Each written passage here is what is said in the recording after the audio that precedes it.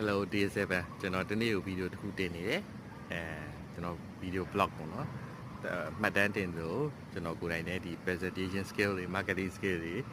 branding တွေကျွန်တော်တို့ဒါ skill up လုပ်တဲ့ process ဖြစ်ပါတယ်ကျွန်တော်ဒီနေ့မှာတော့ကျွန်တော်သားကိုကျွန်တော်အမွေပေးခဲ့တဲ့အချိန်နဲ့အကြောင်းအရာကိုကျွန်တော်ပြောပြပါမယ်။ဘာအကြောင်းအရာဆိုတော့ကျွန်တော်ရှင်းပြပါမယ်။ကျွန်တော် setting လေးနည်းနည်းပြောင်းထားတယ်ကျွန်တော်မရိယာပြောလို့ပဲimprovement လုပ်နေရပါတော့။ဘေးကအတန်းလေးနည်းနည်းငြိမ်နေနေရတယ်။ကိုပြောတဲ့ presentation တိုင်းတွေကိုကျွန်တော် gradually improve လုပ်နေတယ်ပေါ့နော်။ Okay ဒီနေ့အကြောင်းအရာတော့ကျွန်တော်သားကိုဘာအမွေပေးခဲ့ခြင်းလဲဆိုတော့ကျွန်တော်ပြောပြမယ်။ကျွန်တော်ပေးခဲ့ခြင်းတဲ့အကြောင်းအရာတော့ကျွန်တော်သားကိုစီးပွားရေးနဲ့အမြင်ပေါ့နော်စီးပွားရေးမြင်ကိုကျွန်တော်အမွေပေးခဲ့ခြင်းနဲ့ဘာလို့ဆိုတော့ကျွန်တော်တို့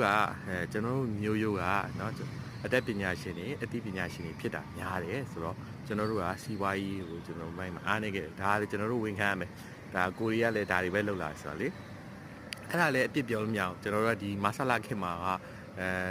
ဒီတခြားပေါ့နော်လောက်တာတဲ့ဆိုင်ကုန်တယ်တွေတဲ့ဆိုင်လို့ဆိုရှင်ဒီဘက်ကအစိုးရအလုပ်တွေ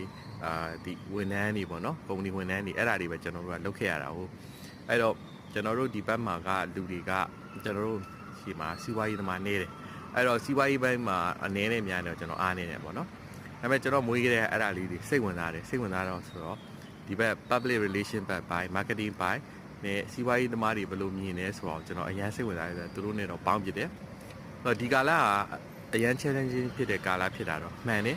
ဒါပေမဲ့စီးပွားရေးသမားတွေကကြတော့ပို့ပြီးတော့ navigate ပို့ပြီးတော့ကောင်းကောင်းမွန်မွန်လုပ်နိုင်ကြတယ်ပေါ့နော်ကျွန်တော်တို့ changes တွေမှာဥပမာအဖြစ်ဆိုလို့ရှိရင်ကျွန်တော်မီးတွေပြတ်တဲ့ချိန်မှာဆိုတာတွေရောင်းပြီးတော့ချမ်းသာလာတဲ့လူတွေအများကြီးပေါ့နော်အခုချိန်မှာတော်တော်များများက challenging ဖြစ်နေပေမဲ့စာဝတ်နေ category မှာဝင်ပြီးတော့လှုပ်တဲ့လူတွေမှာအဆင်ပြေနေတဲ့လူတွေအများကြီးပေါ့နော်တို့မှလည်းသူတို့ခက်ခဲနေရှိတယ်ဒါပေမဲ့ပို့ပြီးတော့ navigate through လုပ်နိုင်တယ်များတယ်တကယ်လို့ဒီကာလလို့ challenging ကာလဖြစ်တဲ့အချိန်မှာပညာတတ်တွေနည်းနည်းလေး response လုပ်တာကနည်းနည်းလေးအားနေတယ်ပေါ့နော်စီးပွားရေးသမားတွေကပို့ပြီးတော့ response လုပ် access တွေသူတို့ရွှေ့တာတွေဟုတ်လားဒီဘယ်လိုအလုပ်ငန်းတွေလုပ်တာတွေလူတွေကိုကူညီပြီးတော့ဘယ်လိုရောင်းဝယ်တဲ့ဖောက်ကားတာတွေသူတို့အချင်းချင်းနောက်ဝန်းနဲ့ပူးပေါင်းစားရတာတွေကအရန်ကိုအားကြကိုကောင်းတယ်အဲ့ဒါတွေကိုကျွန်တော်ကလေ့လာပြီးတော့ချိန်ကြလို့ဆိုရှင်ကျွန်တော်ရဲ့သားကိုအမွေပေးခဲ့ခြင်းဒါကတော့ကျွန်တော်တို့ခြင်းတဲ့ကြောင်ပါအားလုံးကျေးဇူးတင်ပါတယ်